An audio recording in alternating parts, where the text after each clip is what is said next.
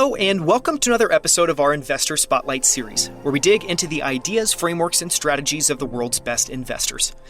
I'm Daniel Scrivner, and on the show today, I'm joined by the one and only Gokul Rajaram, who's a prolific angel investor in over 300 companies and counting, and an executive at DoorDash, which he joined after DoorDash acquired Caviar from Square in 2019. If there's one thing Gokul is known for, it's being an incredible angel investor. He's part of a new wave of solo capitalists like Elad Gil and Lucky Groom that play an outsized role in funding and helping many of the world's best startups. As Gokul says in this interview, his goal is for every founder he backs to say that he's the most helpful investor on the cap table.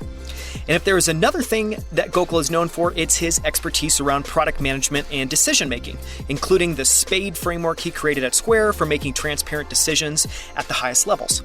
S.P.A.D.E is now used by many of the world's best startups for large, important, and strategic decisions that need to be made transparently so the whole company understands why the decision was made. This is one of my all-time favorite episodes. In it, we go deep on a lot, including what great product vision and leadership looks like in action, the difference between product managers and product analysts, the merits of editing versus managing a product, how the best product teams design and implement experiments cheaply, and how his S.P.A.D.E framework came out of a failed meeting with Sergey Brin, Larry Page, and Eric Schmidt at Google.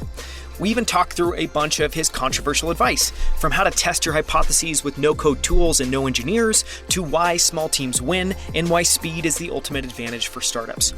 If you're a product manager or analyst, you work on or lead product, or you work closely with the product team, this is the episode for you. It's packed with incredible ideas, frameworks, and advice from one of the best. You can find the notes and transcript for this episode at outlieracademy.com/102. And you can follow Gokul on Twitter, which I highly recommend, at GokulR. That's GOKULR. With that, here's my conversation with the one and only Gokul Rajaram.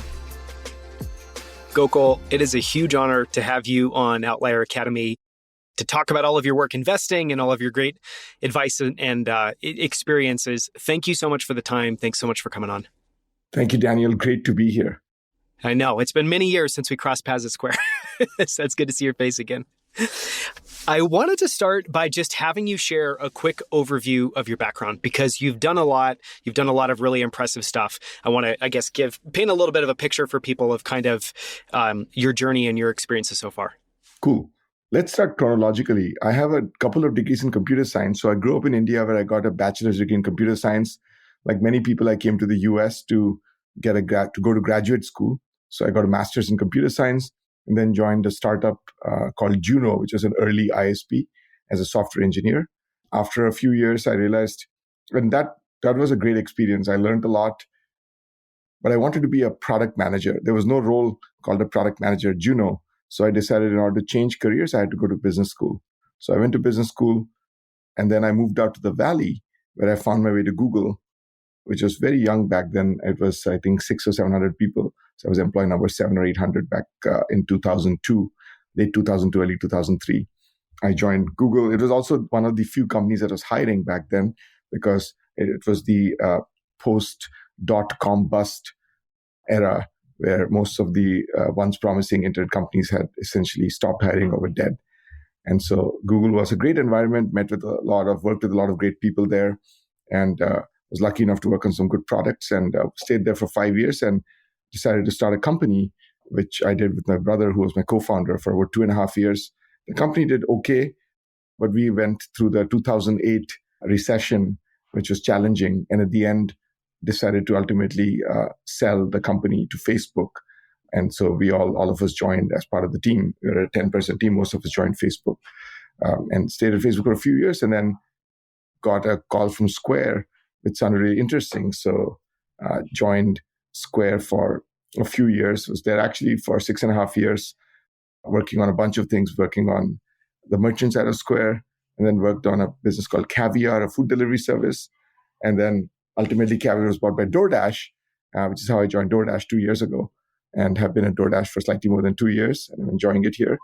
And in addition to DoorDash, I sit on a few boards, sit on the boards of Coinbase, Pinterest, a company called the Trade Desk, and also angel invest in companies and entrepreneurs.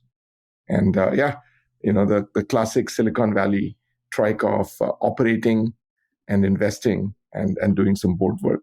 And hopefully each of those helps me become a better version of the other. So investing, I think, helps me become a better operator. Operating helps me become a better board member. And being a good board member helps me become a better investor. So hopefully, nice virtuous cycle there. No, I love that point because I always like to think that's the case. But anyways, I love when people can think of those things as kind of self-reinforcing. I want to talk for a second about your focus and approach to investing because you're a prolific investor. And am I right to kind of describe you as basically a solo capitalist? So you're just investing your own money kind of as an angel investor. Talk a little bit about what interested you about investing in the first place, what you love about it, and also just kind of any notes around strategy, number of investments. For me, my angel investing career started 2007 when a lot of Google colleagues were leaving to start companies. So for me, investing started out first and foremost as a way to support friends or people I knew I had worked with who were going off to start something, and it was my way to support them. And I think that has stayed with me. I've realized that the type of investing I like most is investing in great people and investing in founders. So I have a very founder-centric view of investing.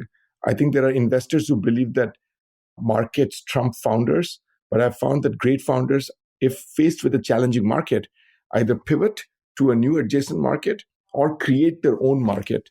And so I am a big believer in founder first, market second, and I try to adhere to that. So if I find a great founder, however, who's inspirational, who's extremely determined, gritty, is going to walk through walls, regardless of the market they're focused on, I would like to invest in. I end up hopefully most likely investing in them. I want to ask one question, just kind of going back to your background. So you have this degree in computer science and you spend a little bit of time doing that and then realize you don't really maybe enjoy that or love that, or you feel called to product. What did you learn and appreciate from your time as an engineer, as a computer scientist? And then what do you think that added to the transition as you started to focus on product? Yeah, I think it's a great question. For me, I at the company I worked at, Juno, we didn't have a product role. So as a software engineer, I was able to, I basically played a biz dev role, product role, a design. We didn't even have designers. I even designed the software I wrote, and then I actually wrote software. So I got to basically experience the entire product troika or quartet actually in one person. And I got to, I think the biggest learning with software engineering for me was it was more personal, that I felt I would be a very good software engineer, but not a great software engineer. And also I felt I enjoyed it, but I enjoyed figuring out what to build much more than how to build it. And so I realized that what to build is, one of the things that product managers work on. And that's why I decided to move into product. I think what is interesting is 15 years ago, if you had asked me, I would have said, well, computer science or being a software engineer is the best way to be a product manager, but I no longer believe that. I've seen multiple paths to becoming a product person. Engineering is one path. Design is another path. For example, Adam Mosseri, the CEO of Instagram, used to be a designer. Marketing is another part. Fiji Simo used to be a product marketer. She's the CEO of Instacart. She was a product leader at Facebook. She used to be a product marketer at eBay and then at Facebook and moved into product. And then finally, analysts, which is data-driven folks, business analysts, product analysts are another great way to get into product. I have some of the best folks I've hired. A person called Jeff Iacono, who led product for Caviar, was essentially a product analyst before that. So I feel there's at least 4 and maybe even more, because you can't train to be a product person. A lot of it is intuition, creativity, pattern matching, analytics. It's a unique thing which only comes with experience. And you just, as long as you have, and I believe in the growth mindset. So I believe anyone can become a product manager if they essentially put the effort into learning the various components of it and get exposed to enough reps doing it. What do you attribute that change to? You talked about early on, this kind of point of view that you had to have an engineering background. Is that because I guess my sense is product in a lot of ways has become more formalized and I think maybe a little bit more universal and a little bit more institutionalized. Am I right there? Am I wrong there? What's your take? I think you're absolutely right. I think the reason is because the earlier software products were somewhat esoteric, like they were operating systems and they were quite esoteric to build. So the Microsoft back in the 80s and 90s, which was when some of the first product managers were working on Sun Microsystems, they were extremely technical environments, and the products are also used by techies. They were not or people who were in technology. They were not really broad-based products. With companies like Google, Facebook, etc., those are products that everybody could use, universal technology products. And so at that point, you just like with any other profession, you have a much broader range of people who can bring different kinds of insights and skills to designing these products because they're universal. Yeah, that's a great way of saying it. So I want to, spend more time and dive into product a little bit more because one, just from my experience at Square, I think you had a massive impact on how we approach product when we were there. And, I think that you have a lot of just fascinating, I think full of wisdom kind of thoughts around product. I wanted to just start with at a super high level, what does great product vision and leadership look like? And I think what I'm looking for there is your experience, not only at Square, Caviar, DoorDash, kind of being an operator in some particularly amazing companies, but also your experience as an investor. You've now gotten to see hundreds of companies potentially, iterate and operate. It's a great question around what a great product vision looks like. Let's start with the vision. I think a great product vision has 3 or 4 characteristics. One, it has to be customer focused because ultimately your customers are the whole reason for your product. If they don't exist, your product doesn't exist. A lot of product visions are company centric versus customer centric. So you need to be customer focused and you need to talk about what problem you're solving for the customer. Second, vision should be a bit of a stretch, but not unrealistic. Your vision needs to be attainable. If it's too much of a stretch, you'll have a hard time rallying your team around the vision. And so things like be the best, that's kind of a little bit lame. Get to the root of what you mean when you say be the best. Be the best on what dimension? Be the most about what dimension? In what way? Third thing is you need to show differentiation. Something in your vision should explain why your product is different. Why does it serve the customers differently than everyone else? So what aspect are you going to be different in? The remarkability part of it. And then look, you got to end a vision, look a few years down the road. So ideally 5 years, I would say. You want people to say blank about your product. So your product vision doesn't need to state each of these parts, but being customer-centric, being stretched but not unrealistic, being differentiated, and looking down the road a few years out. It's basically, I think those are the 3 or 4 things that we need to have in a product vision. Yeah. In terms of product leadership, I think if you think about product leaders, the best product leaders, first, they care about impact. They know that launching a product, ultimately, what's the goal of launching a product? It is to solve customer problems and drive outcomes for the business. So they don't set up feature factories where they don't say, here's the accomplishment we had. We shipped XYZ feature. They talk about the product organization's impact in terms of impact on the business. What business impact did we have? What impact did we have on customers? Second, they recruit amazing teams. They don't just leave recruiting to the recruiting team, but they step in, figure out how to help recruit not just amazing PMs, but also most of the great product leaders I know help recruit amazing engineers, business folks, marketers, etc. So they feel a sense of ownership to recruiting across a company and building, because ultimately product only succeeds if the product function is surrounded by great colleagues, and product leaders recognize that. Third, they're a culture setter. They understand the kind of culture the founders want to set in the company because they work closely with the founders, and they influence that and are champion of that culture. Fourth, they themselves are the model of execution. Many leaders, I think, sometimes once you get to a certain level in your career, you start delegating and you don't get involved in execution that much. But I think great product leaders or great leaders show execution, show that they can roll up their sleeves. And especially in things like how meetings are run, how planning is done, how to communicate, how to run product reviews, how to set delivery estimates. They step in and coach people and show them how to execute, how to operate at a company. They can be a model IC. They need to demonstrate how, I think the best product leaders actually have 10 or 20% of the time where they're IC product people on certain projects to show the rest of the team how, at least from their point of view, a great product should be built. And then finally, they're coaches and communicators. They coach, they figure out who the diamonds are in the rough and across the company, whether it's product. Again, the best product leaders coach people across the company, not just in their team, and help develop them into the future leaders of the company. hmm Hearing you walk through that, I mean, it's it's incredibly thorough and thoughtful. I think the way you articulated that. It also starts to sound a lot like almost a CEO role of a particular product or of a particular function. Is that kind of how you think about it? Because it's this mix of vision, execution, discipline.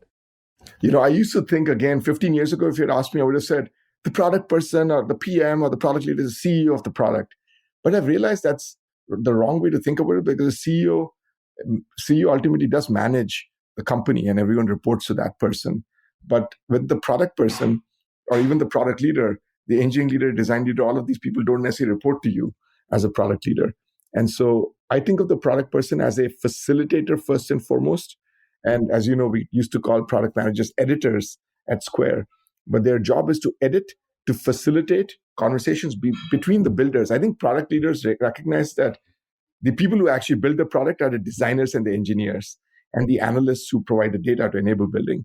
And their job is to figure out there's no hurdles in the path of these builders. And they realize that. So I think, in fact, PMs who think of themselves, or product leaders who think of themselves as CEOs and are dictatorial or command and control, almost end up with dissatisfied teams and poor products. So you've got to have a servant leadership mindset. So they are leaders, but they are servant leaders and facilitators more than CEOs. Yeah, it seems almost like the role of like a quarterback on a football team. And, just trying to be an exemplary example of what everyone on the team should bring is an interesting way to think about it. Yeah. Okay, I want to talk for a second about product managers versus product analysts. And, this was inspired in part by, you talked about, and we'll talk about in a second, this idea of a product team quartet and having an engineer, a designer, a product manager, and a product analyst. But I want to talk for a second. I think everyone's very familiar with the label product manager, but product analyst is, I think new, unique. How do you think about the differences between a product manager and a product analyst? And then maybe a second question would be, what dimension is an analyst really delivering a ton of value on? Yeah, it's a great question. And to be honest, till someone works with a product analyst, one doesn't realize how powerful a role a good product analyst can play in product development. But a product manager's job, I think, first and foremost, is to figure out which customer problems are most important to solve in order to accomplish the desired business outcomes. So what do product managers do? Take business outcomes. We want to accomplish X as a business. And they then figure out how to translate those outcomes into customer problems, which are really around customer behavior changes. What customer behavior changes? Because what's the goal of a product? It is to drive a change in a customer behavior. If a product is launched and a customer behavior doesn't change, the product basically might not have launched at all. And so we've got to figure out what customer behavior changes, because ultimately all the business outcomes, whether it's revenue, profit, whatever it is, are a result of customers changing behavior.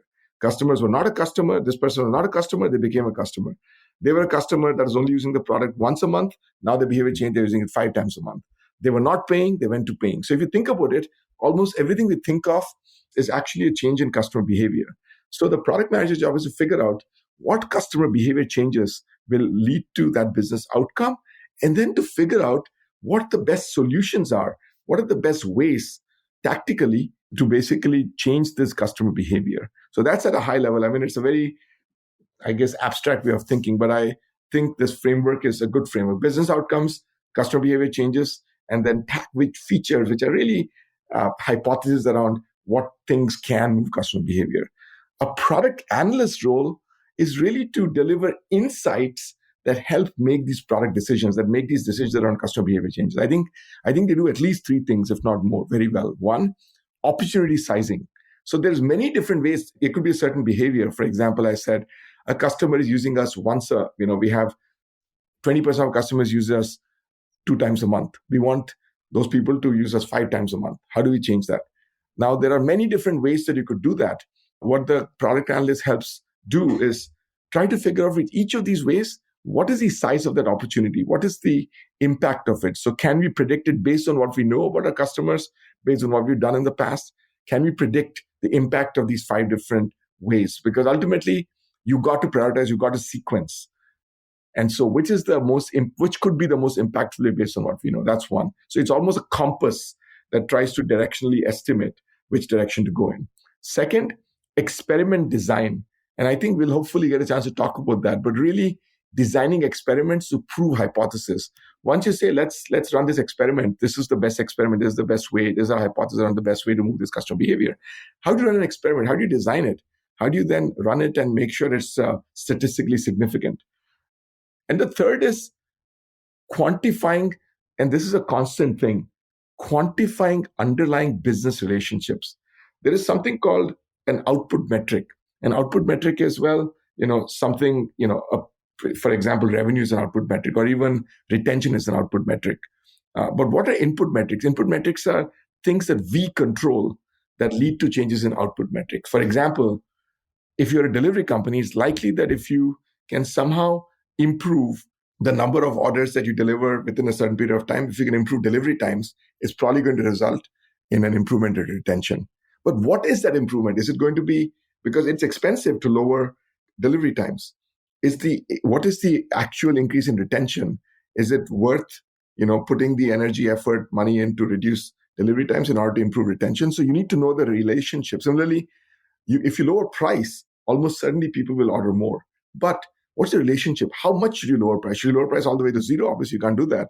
But what is the relationship between price and demand, for example, or retention? So these are all the relations between input metrics that we control and output metrics that are changes in customer behavior that we observe.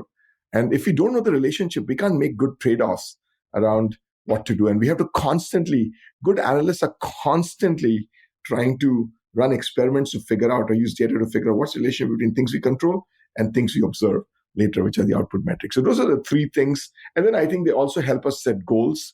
So help product teams set goals around, hey, we have, say, 1,000 people who are using us daily. If you want to grow it to 10,000 people, is that realistic or not? What do we know from the past, what we've done? So what is a realistic goal? Is it 5,000, 10,000, 100,000, etc.? So they are an indispensable. Again, I think in the past, I've been in situations where analysts have been used more for dashboarding, where they use post-factor reporting. They create great BI dashboards, looker tables, whatever it is, whatever the tool of choice is. And that's, I think, they get disgruntled ultimately because that's not what is the best use of their talents, I think. It's very low leverage. It sounds like if all you're doing is putting together a dashboard. Exactly. They don't feel that they are actually influencing product decisions. And so I think you'll find instant productivity change. Therefore, I think the dashboarding work should either be just moved to self-serve, where people can create their own dashboards, roll them out with tools like Looker and so on, or there should be a dedicated BI team whose job is to just build these dashboards easily. But using analysts, product analysts to create dashboards, I think is maybe a 10% part of their job at most. Yeah. Well, I love that point because I think the meta point I've observed there that's felt very profound to me is, if you're focused on productivity, you need to give people sizable, meaty roles and responsibilities, and you need to make sure that they feel some ownership somewhere. And if they don't, then you shouldn't be surprised that you have performance issues or they don't feel completely bought in. And yet it seems like that is confusing generally, which I'm always surprised by. Exactly. One point you brought up that I want to go back to for a second is I love the way you outlined the relationship between inputs and outputs. And one of the questions I want to ask there is kind of a follow-on was, there's this concept that I've been thinking about a lot lately that Jeff Bezos talks about, which is focusing on controllable inputs as opposed to outputs, and that all of your work should be focused on controllable inputs. And so it seemed, I really like that framework. It seems like if I take that and then I layer on what you just said, focus on inputs, but also know how inputs correlate to outputs, seems even better. Is that generally how you think about that, and any advice on what to focus on? That's exactly right. I think you need to, this is where the analysts come in. The great analysts really constantly try to figure out which inputs to focus on, and then what the correlation between inputs and outputs is. Because if you focus on the wrong inputs, you might end up doing a lot of work or not actually move the output you care about. Therefore, you can control them, of course, but if they're not the right high leverage inputs, you're not going to influence the output. So that's probably one of the most high leverage things that an analyst or data team could do, figure out which inputs matter. There could be 100 inputs, but which inputs truly matter, because time is our enemy always, because we have to deliver stuff within a certain period of time. We don't have 10 years to figure it out. We have probably 10 days or 10 weeks or something like that. So in 10 weeks, because sequencing is one of the, look, you and I, any smart person given a product can brainstorm 100 things to improve the product. But the question is, what is the one highest leverage thing we can do this quarter to move the needle on this product? And that's where the input comes in. Which is the highest leverage input that we control, that we should focus on. Is it price? Again, I always go back to delivery because that's the world I live in. Is it price? Is it speed?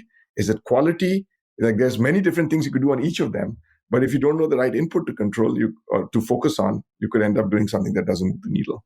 Yeah, I love that note and just the emphasis on, answering the hard question, which is what one thing to focus on, which most people shy away from and is, generally just brutal to answer. Even personal life, right? We're all a fan of checklists around doing stuff. But if you think about it, if I ask someone, what is the one thing you need to complete today? People struggle to answer and they're also shy away from it because it's sometimes a hard question that maybe you don't want to confront. But the reality is they say, eat the frog first, right? Yes. Which means, you've got to just do the hardest thing first, if possible, in the day. Yeah, it reminds me of, I've been listening to Frank Slootman's Amp It Up, which has a bunch of great notes inside there. But he has one of the pieces of advice that he shares is going to his team in one-on-ones and basically saying, if there's only one thing you could work on for the rest of the year, what is that one thing? And, what an amazing question that is. That's a great question. I love that question. So I want to now talk about experiment design because I want to make sure we don't miss that. And I love that you brought that up. Talk about that. And I think just generally I think it'd be great to cover why experiments matter, how to design experiments, and then just talk about how experiments are run on a team and who's working on them and just any notes around that. My philosophy of product development has changed dramatically over the last 15 years as I've learned more. And I've really come to the conclusion that a product or a feature actually, or even a product, is essentially a hypothesis around change in customer behavior. It's essentially saying, if you do X, customer behavior will change in way Y. The problem is that most product teams don't articulate that very clearly. So we just launch features without articulating what do we expect from this feature. Like we discussed earlier, just launching a feature is basically not success. Success is changing customer behavior. And so if you think of a model where a feature is actually a hypothesis, if you go back to our days in primary school and whatnot, we all, how do you validate a hypothesis? You run an experiment. And so basically, in order to validate whether this hypothesis is actually going to move customer behavior in the way we think it's going to do so, we have to think of a feature launch as basically an experiment. And I firmly believe that some of these experiments should not even involve engineering. Some of the fastest, best ways to get directional input on the hypothesis efficacy is by using no-code tools, is by using essentially even manual stuff without any tools, where you can have either the product person or the ops person, whoever it is, just like email customers and just manually do stuff. They call it concierge testing or smokescreen testing or Wizard of Oz testing, where it's just a person behind. Might look like a product, but it's just a person. With a bunch of no-code tools. No code, exactly. No code tools, exactly. People, essentially. And so I think what you want to do is you want to take a population. You want to, first of all, you need a clear hypothesis. You want to say, for example, that we believe that the number of customers using our product daily or using this thing daily, using our service daily will go up by 50% if we do X and whatever that X is. And so we've got to now test whether or not that's true or not. And so we have to have a statistically significant experiment. And you start by essentially taking, that population, and then you have a control group where you, in the lightest possible way, without, again, the goal of the experiment is to really see if the needle is moving. And then if the needle is moving, then you can build the full product out. And so you've got to really brainstorm with the team to figure out what is the lightest possible way in which you can show that doing X is going to move the needle on this customer behavior. And that's where, and how many people do you need to see that behavior change in before you can infer that, yes, it is going to, at the whole population level, change that behavior. So you create success metrics, and then some of them also have check metrics. I think most experiments start with a success metric, but they also want to make sure that, like I said, for example, you could lower the price on a product. And of course, you lower the price to zero, demand will go up, but you have a certain gross margin, imperative at the company level. So that might be your check metric, where we have to keep the gross margin or overall volume, whatever it is, overall profit at a certain level. But then the behavior change has to be a certain way. So you then run the experiment, and then you report back. I think the key here is that, and then you also list your assumptions. And the key here is that even if the experiment doesn't, you've got to really articulate ahead of time what your success metric is. Say, the percentage of people using a service daily goes up by 20%. Assume it only goes up by 10%.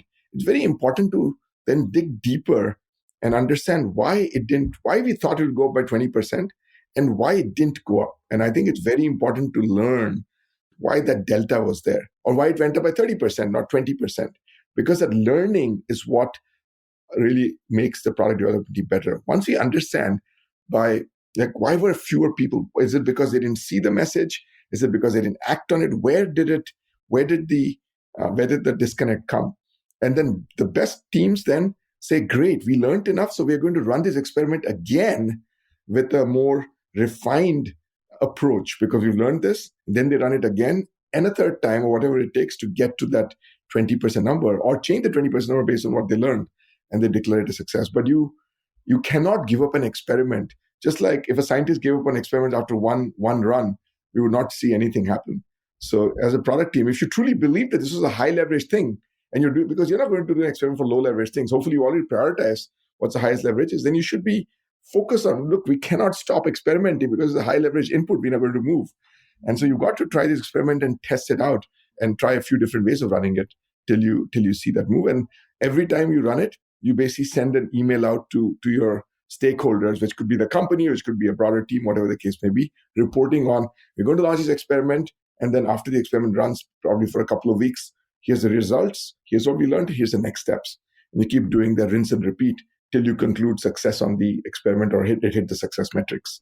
Yeah, you covered a bunch of great points, both in terms of tactically how to design a good experiment, making sure you have that check metric, just realizing that everything obviously isn't siloed, everything's interconnected, everything's going to influence other things, and including some that you probably don't expect.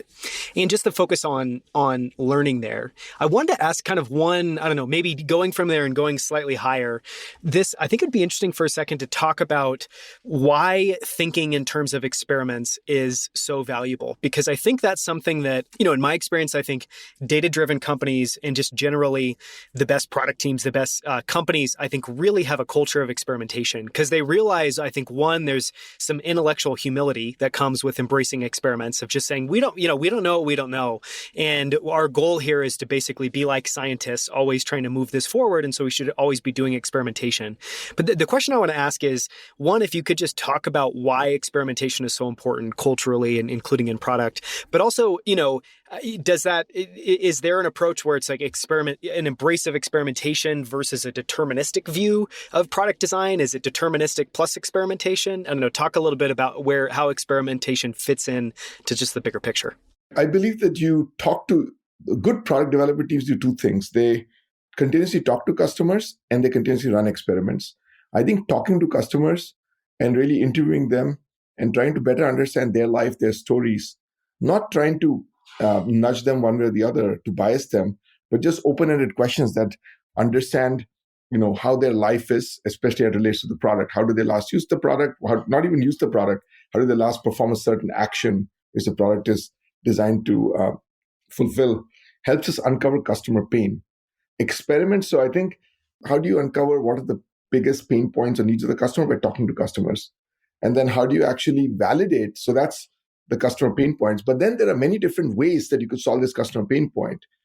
How do you then validate that solving this pain point, this is the best way to do it, is running an experiment? Because if you don't run an experiment, you don't know, because there are so many other things that happen. You give too much credit to the product launch then as having solved that pain. Assume you launch a product and assume something moved. Did it move? Because what happens many times if you don't have an experiment culture, the product team takes credit for, we launched it. Look, retention improved. Ergo, it should have been this product launch. While it was just raining that week, or the weather just turned, whatever, or there was something else that happened with secular trend, the Fed eased interest rates or something that changed.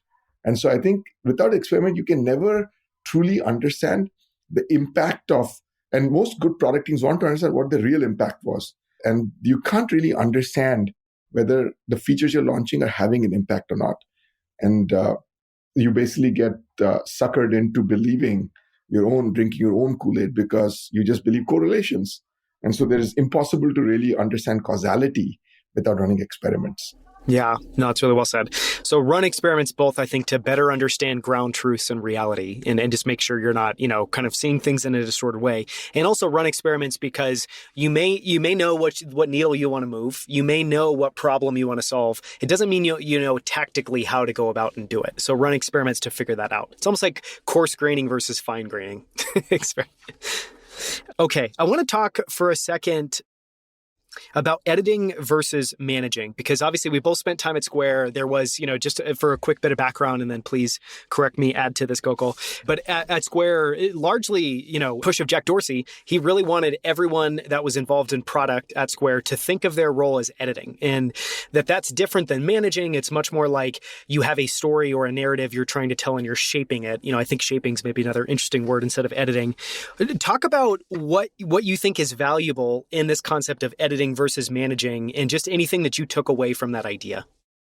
I think it's when I first joined, I was struck by this word editor. And we did over the years get lots of resumes from content editors for this product editor role. So it caused a lot of confusion. But there is a profound truth in it. The word product manager, many young product managers gravitate towards it. Unfortunately, it's become it is part of the lexicon, so it's hard to get out. But it seems to imply that the PM manages the product, and it seems to imply that they manage a team, which is not the case. Like we discussed, the best product leaders are facilitators.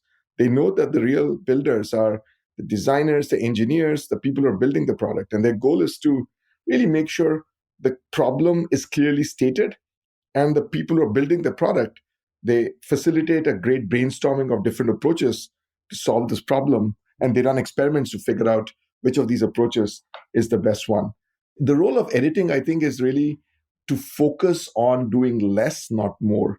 Because like we talked about earlier, instead of going after every single input, you want to focus on a few inputs. And so you want to edit down the inputs to the highest leverage inputs, edit down the features to the highest leverage ones.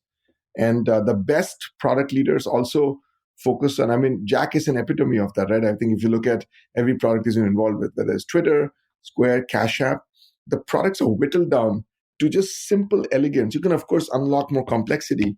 But when the first time a customer, look, the point of sale, most point of sales used to have training sessions for baristas or, cashiers to use them. Square, you can download it from the App Store and use it instantly, a point of sale. And so when you can take a point of sale and build a product which is completely intuitive, where it's like using essentially, any simple consumer app, that shows you the power of editing. It's really focusing on the small number of things, small number of features, inputs, whatever the case may be, that make that product remarkable. So it's, I think, an exhortation to think of oneself as going for a minimalistic approach, and really prioritization is what I think of. Prioritize the things that matter and don't worry about, look, Square was not a perfect point of sale, but it focused very heavily on the things that matter the most and less on things that matter less. Instead of trying to be everything to everyone, stand for something.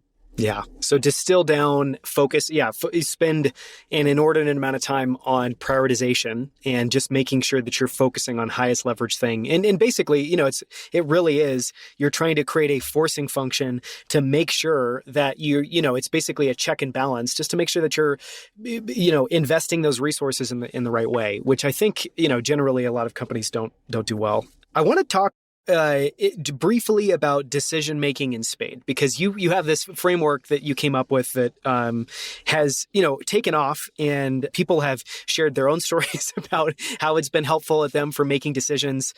So I want to talk about that for a second. And I want to start with the origin story of S.P.A.D E. And, my understanding of it was it kind of started in this 2006 Google review session you were in with the senior leadership team.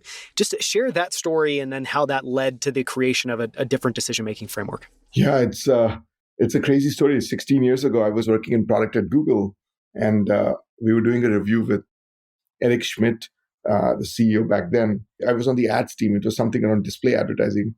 But what I remember very clearly is Eric asked, there was a particularly contentious topic we were discussing, and we were arguing different sides of it. There were some other product managers in the room also. And Eric asked, who owns this decision? And literally, I kid you not, three of us simultaneously raised our hands at the same time. And so when he looked around and he saw three of us raising our hands owning the decision, he said, well, three people owning something means nobody owns it. So I'm ending this. He was very good at ending meetings. Like, I'm ending this meeting now.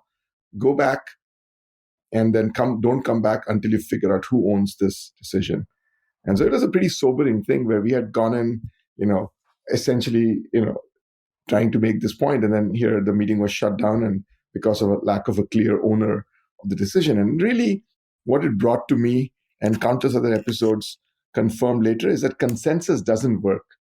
Consensus doesn't work as a decision-making tool, especially for very important decisions, and actually for most decisions, because there's no owner. There's no clear sense of ownership. There's a very famous metaphor or a story, actually, of this sadhu, who's a holy man on a mountain. I think this climber wrote this story where they come across this holy man. He's shivering. They're trying to reach the summit, but he's shivering. He's almost dead. And so there's a group of them, and none of them takes ownership. So at the end, they end up leaving him behind, and because they all have different other things, and all of them each of them takes ownership of some part of it. And I think it's a very powerful metaphor for decision making, I think, because most decisions without an owner, without someone whose goal is to make that decision, they languish and they don't get done effectively. There's no driver. I always believe that it's true for any project. You can't have 50% ownership. You've got to have someone 100% on it. Otherwise, it's 0%. Anything you want to get done, you've got to put someone 100% on it. And then at Square, a few years later, we basically, when we did a survey of employees, one of the top, I think maybe the top thing in 2014, I think it was, or 13 or 14, the top thing that people were dissatisfied with was the decision making, the transparent. They didn't feel that decision making was transparent, and they didn't understand why decisions were made. So at one of the town squares, which is the all hands at Square, as you remember, Dan, someone asked this question because I think we were reviewing the employee results survey at that, and Jack suddenly said, "Well, Gokul's going to come back in 2 weeks or 3 weeks with a solution." Had you talked with him about that before he said that? No, I hadn't. And so he suddenly said that. And so literally we had 3 weeks to figure out what to do. So I basically got, some people together, and all of us brainstormed and our own experiences with high quality decisions. We looked at literature. We looked at what had worked for us. And then we talked to a bunch of people across the company and came up with this framework, which we refined over the next few months. But it was a good start, where it really started out with the notion that the decision should be owned by someone. We call it the responsible person. And then it actually was going to be called PSADE or something. It started with the P, but then we said acronyms mean a lot. So we just moved the setting up front and we called it S.P.A.D.E, SP.A.D.E, which is easier to remember than PSADE. Yeah. Yeah, and it's a very thorough framework. So for anyone listening, check the show notes. I'm going to make sure to link to Gokul. You have many amazing interviews we'll link to. You have many amazing pieces that you have writing and just kind of ideas that we'll link to. So for anyone interested, this is something we could spend 30 minutes chatting about. I just want to ask one more question here, which is, can you just at a high level talk about what each of those letters stands for and just kind of string together, I guess, what you're focusing on when you're going through a decision in the SP.A.D.E way, kind of SP.A.D.E process? So SP.A.D.E, S stands for setting, P stands for people, A stands for alternatives, D stands for decide, and E stands for explain. So setting is essentially the context for the decision. The setting helps figure out what the decision actually is. The precision of that is important because in many cases, it's not clear what the decision is. For example, when we say, well, we want to launch internationally. The decision is how to launch internationally. That's a imprecise decision. Your decision is figuring out, when we want to say, okay, the actual more precise definition is figuring out what the next country is to launch in. But even that is not precise enough, because if you have multiple products, then it's not just what country to launch in, but what product to launch and what country to launch it in. So there's more dimensions to any decision that with the S you can articulate. The S also includes things like timeline for the decision, when you need to make the decision by, as well as probably the most important part of the S is the why. Till we understand why, which is the objective. Why are we making this decision? What are we optimizing for? And I'll give you an example. I think it was from Square, where one of our teams, there was a big discussion around pricing for a certain hardware product in a country. And I think the reason we basically, they came to our management team, and we essentially realized after discussing that the marketing and the product teams were on different pages. The marketing team was trying to optimize for profit, while the product team was trying to optimize for market share. So, of course, if you optimize for two completely different things, the price you come up with, the decision was actually how to price a certain product would be completely different. So the first thing we did was to send them back and say, come back to us with a very clear why, the objective as part of the S. And so we hadn't yet implemented S.P.A.D.E, and it really forced us in that case to get them to implement S.P.A.D.E, but that it was one of the early implementations where we saw the impact of it, clearly articulating the setting. The next thing is the people, which, like I said, should have been the first thing. It's the number one thing. It's really the horsepower behind executing a decision. And it's really three pieces. One, the folks who are consulted and give input towards a decision. The next is people who approve the decision. And most importantly, the person who's responsible for ultimately making the call. So you have responsible, approver, and consultant. And then I think the big question that comes up is, who should be responsible? You go with various ways to think about it. My opinion, and I think it works well, is that the person who's accountable for the consequence of the decision should also be the person who's responsible for making the decision. Why? Because it creates ownership, it creates empowerment, it creates fulfillment. Because imagine the last time you were given that decision, handed down the decision to implement, which you had no role in making. That's one of the least empowering things. Yeah, you need skin in the game and that alignment of incentives. Like if you're going to deal with the consequences, then yeah, you should get to own it. Absolutely. Exactly, you own the decision. And the third one is we talked about S, P, and then A, which is the alternatives. Once you define the setting and you assemble the participants, your next step is to outline the alternatives.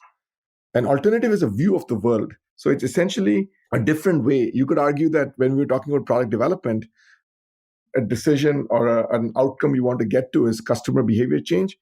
Each alternative here is a different feature or a different way of doing things that could result in the same customer behavior change. So alternatives should be feasible. They're obviously, you can't have impractical alternatives.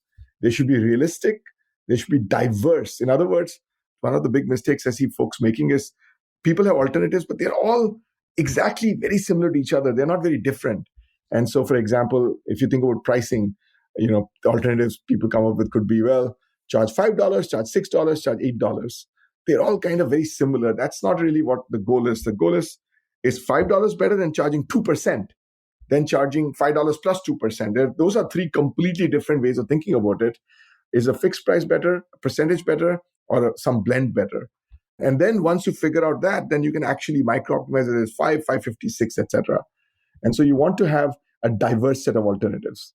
And then finally, the D is the decision phase. Once you have these alternatives, the thing you have to do is really do structured brainstorming. And there's many ways to do structured brainstorming, but really structured brainstorming to outline how each of these alternatives impacts the decision or impacts the outcome. So really, ideally, quantitatively model it out or come up with a list of pros and cons with some data behind it to understand if you go with this outcome, with this objective you're trying to get to, which of these alternatives, what are every alternative has pros and cons, and what do you care about the most? I think M&A is where companies do this the best because every acquisition decision has alternatives. You want to accomplish certain acquisitions done to accomplish a certain business strategy. You can have buy, you can have partner, or you can have build. So there's clear alternatives to acquisition. And so one of the basic tenets of any M&A deal memo is you have to model out, if we didn't buy, but we built or we partnered, what are those three things and what is the impact, financial impact, quantitative impact of those three things? And so M&A professionals are very, very good at this modeling. And I think the other kinds of decisions are a little bit more squishy, but no less important to figure out as much as possible through data what the impact of the decision is. What we saw with this S.P.A.D.E, before we get to D, let's talk about D is decide, which is, and I'll go back to what happened at Square once we started rolling this out. Once the alternatives are evaluated by people and pros and cons anchored to the setting, it's time to decide.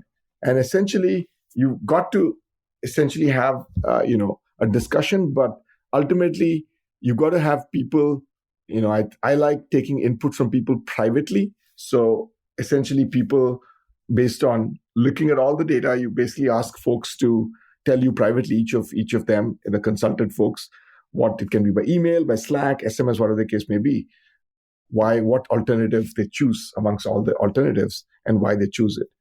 And then after you get all that back, you ruminate on it and you essentially, you basically decide, make the decision, thoughtfully consider their feedback. And then you got to choose, that involves choosing one of these alternatives and then writing out in as much detail as possible why you chose it.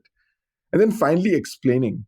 And explanation is, I think, important because this is how you essentially explain to the broader or communicate to the broader group of stakeholders, even beyond the folks who are involved, why the decision was made and what the decision is and what it's optimizing for.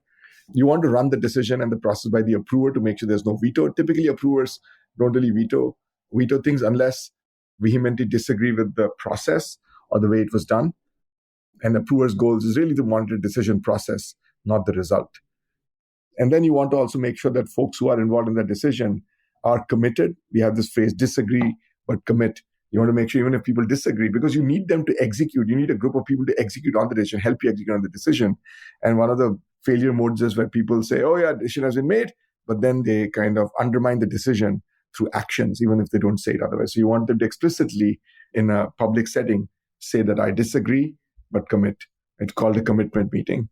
And then you circulate, you basically send an email out with the S.P.A.D.E summary, and you ideally even record the decision in a spreadsheet or some other place, so a person who's joining the team new can see all the decisions that were made and look at the S.P.A.D.E document behind it. What we started seeing at Square after about 2 or 3 years of doing this was the people were basically making a decision and using S.P.A.D.E to justify it. And so retroactively going back and coming with the framework. So we basically said, actually, then we should not make a decision. We should just focus on S.P.A., which is a SPA, and then hold off on the decision. So there's no decision going to be made. You just have to spend a lot of time outlining the alternatives, outlining the setting, getting people together, getting their inputs, and then we make a decision separately. So this very quickly eliminated that decision thing. There was no decision going to be made. It was just doing the work around the alternatives and doing high quality work there. And so we saw this in, I think it was first done, quite a company called Weebly. And so there was a ton of decisions going to be made around Weebly integration. And they used SPA instead of S.P.A.D.E, which I thought was really powerful. And the D was made a couple of months after the SPA was written, which is great. It gave time for that to settle in, people to understand the alternatives and not quickly come to a decision and back justify it based on some other stuff. Yeah. And I would guess, obviously, it seems like the S.P.A. is one, in my experience, those are things that most people don't even talk about or don't expose and don't make explicit when they're making a decision. So it does seem like that's where all the leverage, that's where all the meat is. What do you think was special about this framework? Because on the one hand, obviously, it's a shared context that everyone has around how decisions are made. So then people feel like it's more transparent and that they know what, I guess, path to follow. And then there's also the sharing the decision and just making that part of the culture and talking about that and making it open and transparent. Do both of those have equal weight? What do you think is, I guess the most impactful part of a framework like this? Biggest impact for me was people just didn't have a common framework to make decisions. There was no framework existed at most companies. Consulting firms have things they use, like people who work at like RACI or RAC. There's a few frameworks, but in the technology industry, there was no shared language around making decisions. It was all made informally and not really articulate. There was no framework. So I think it literally was bringing light to where there was darkness. There was literally, that's I think the biggest thing. There was a vacuum, a void, and S.P.A.D.E filled it. I personally think any reasonable framework could have done a good job. I don't think S.P.A.D.E is anything special or unique. It just articulates a bunch of common sense things and puts a framework around it. But I personally feel I think the biggest impact was there was nothing before and now there's something. And people wanted a framework, whatever it is. So I personally, I have no illusions. I don't think S.P.A.D.E is anything revolutionary. It's a common sense approach, but it just was something where there was nothing earlier. That's the biggest thing. Yeah. I mean, I do think that setting an alternative seem incredibly powerful, regardless of what decision you're making, even in your own personal life of like buying a home. Exactly right. I've actually seen people use it in their personal lives now, but all these, so it's been gratifying to see that it's not just, like you said, it's really used for decisions that are high stakes, that are irreversible, where we have multiple options with no easy decisions. It helps you, like you said, lay out the pros and cons of each approach and then make a decision quickly. And, if a decision can be validated by a quick experiment, then a spade is probably not a good fit because you just want to run an experiment to see. But in many cases, it may not be possible to run an experiment because they're almost, once you make it, they're not reversible as easily. So they're almost one-way door decisions. And that's where spade really shines, or some framework like that. That's really well said. So I have many other questions that I would love to ask you, but I want to be respectful of your time. So I'll ask you one final question, which is, you talk a lot about, and this is just kind of, on Twitter. And for anyone listening, I'll recap this at the end of this interview, but you should absolutely follow Gokul on Twitter. It's Gokul R, Gokulr. He's got some amazing stuff. But one of the things that you talk about quite often is, speed, small teams, why small teams win, and just this concept of once teams get too large, you almost need to decompose that team and break it back down into a smaller team. And so I know these are three separate but related ideas, so I'm trying to tie them together. But can you just, I want to hear your thoughts on why speed is so important and how you've seen speed either help or hurt companies that you've invested in, companies you've worked at, and then just why small is so important from your experience. I think it'd be really helpful. Yeah, I think speed, it's funny. Speed is a product feature. Almost always, if you make a service faster, you see that customer conversion increases, retention increases, everything increases. I've seen this all the way from Google, Facebook, Square, DoorDash, every company. Literally, if you can make something faster, if you can make the app faster, the website faster, whatever the case is, it increases. The reality is the same thing applies to companies also. Because I mostly worked at companies that were underdogs or small when I joined. And I've seen that cycle times matter a lot. Why? Because the faster you can execute, the far more experiments you can run in a given period of time. And there's a lot of data that shows that what matters is not what experiments you run. What matters is how many experiments you can run in a given period of time and learn from them. So if you can run therefore, when a goal is completely unknown or even it's unknown what to do, I always suggest setting an OKR or a goal such as run at least 6 experiments in a 12-week period, where the goal is to learn from each experiment and get better.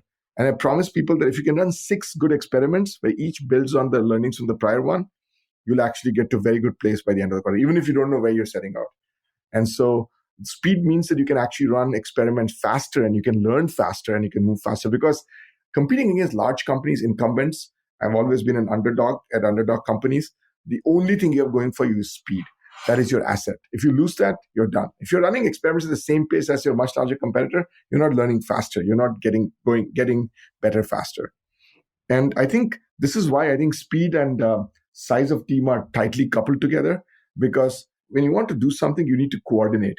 The cost of coordination grows larger and larger, exponentially larger, with more nodes you add, more people you add that you need to coordinate. And there's also free riding, which is a human tendency that inadvertently happens. And I saw this first I was like undergrad in computer science. And I remember in one of our course, I think it was compilers, one of the hardest classes, we had a team of 4. And then I think somehow like middle of the semester, a 5th person joined the group. And that 5th person, we were excited initially because we were like, this will help us go faster, but literally bring this person up to speed. And they also saw that we had actually made a lot of progress. So they were there, but they were not really there. They didn't show up for any of our joint brainstorming stuff and so on. So literally, and we were waiting for them. The whole thing went slower by a 5th person joining than just the 4 of us. So we really regretted having this 5th person join us. And so I feel when a team is performing well, and I think I know there is a number called Dunbar's number, which is 150 people, but this is like maybe we should call it a Scrivner number or Rajaram number of like 6 people or 8 people. I think beyond that, I think teams stop moving fast because the cost of free riding and the cost of coordination becomes too high. And the best functioning teams, the product teams I've been part of, are just small, tight-knit, also they share the same cultural values in terms of product development. They are all in simpatico with each other, clearly defined roles and responsibilities. They feel comfortable challenging each other. And you can't challenge each other. The bigger the group goes, the harder it is to do that. In a small, tight-knit 6, 7, 8-person group. So I think 8 is the upper bound. I feel I randomly came up with it. 6, I think, is the ideal number because you're going to have 2 back-end engineers, 1 front-end engineer, 1 iOS engineer, 1 Android engineer if needed, and then a PM and a designer, something like that, 5 to 7 people. And an analyst, 8 people. There you go. Once you get a quartet instead of a troika. So that's an 8-person team that I think is a tight-knit, great, high-velocity team. And so what it means is, if your mission is too broad, I think what happens is as leaders, we automatically get, oh yeah, this team is doing well, let's give them a few more people. But by giving them more people, we're actually slowing them down. So what you do is, instead of the mission slowly expanding and scope keep happening, we should take a big mission and break it down into 2 smaller sub-missions. It's not like or mini missions. Each of them is owned by a 6-person team or a 4-person team instead of having a big 10-person team owning something. And I think you'll just see, that's the other thing about high-performing teams. They have a very clear definition of success and a clear mission. The more squishier it gets, the harder it is for all of them to see aligned on what success means. Really well said. Well, that's the perfect note to end on. This has been amazing, Gokul. I have a feeling I'm going to listen to this many times after this episode comes out. So thank you so much for the time. Thank you for coming on. I really appreciate it. Thank you, Daniel. It was awesome. Thanks for the conversation. Thank you for having me. Thank you so much for listening. You can find the show notes and transcript for this episode at outlieracademy.com/102. That's 102.